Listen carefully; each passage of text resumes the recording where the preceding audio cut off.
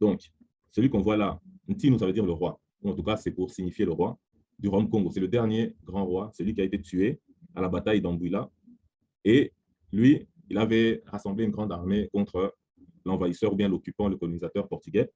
Donc, bien évidemment, les Portugais ont dû écrire l'histoire pour pouvoir dire que voilà, ils les ont battus facilement.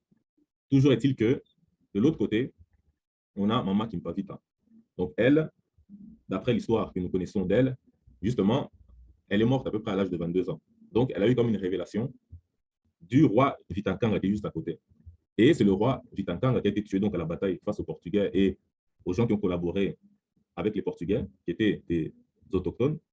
Et donc, il est revenu et il est apparu donc à Mama Kimpavita et il lui a dit justement que tout ce qu'ont amené les Portugais, c'était des mensonges, etc., que la Bible, c'est notre histoire, que c'est l'histoire des Noirs, que le Christ est noir, les apôtres, les prophètes, et ainsi de suite. Et beaucoup de l'histoire biblique se passe en Afrique et dans le royaume Congo. Tout est comme cela dans la théorie des faux israélites pantous. Ici, nous avons un intervenant qui dit qu'un roi décédé serait revenu en vision pour avertir une prophétesse de la prétendue origine Congo de la Bible, de ses récits, de ses personnages. Mais nous savons que ce sont les djinns shaitan qui ont pris l'apparence du roi et transmis ce mensonge dans le passé pour qu'il puisse être réceptionné au présent, donc exploité au futur. Toute la théorie des faux israélites bantous n'est qu'addition de pseudo-preuves comme celle-ci.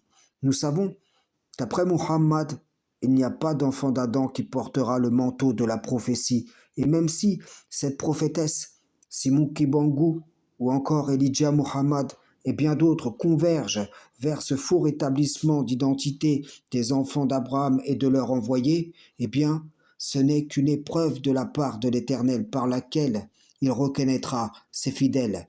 Des prêtres, des imams, des rabbins, tenus en joug par leur tradition, des chercheurs de toutes sortes, avec ou sans expérience, friands de fausses informations, prennent déjà le virage de ce mensonge, et ils entraînent à leur suite les masses nombreuses que Satan le banni appelle à leur perte. Frères et sœurs en islam, salam, shalom.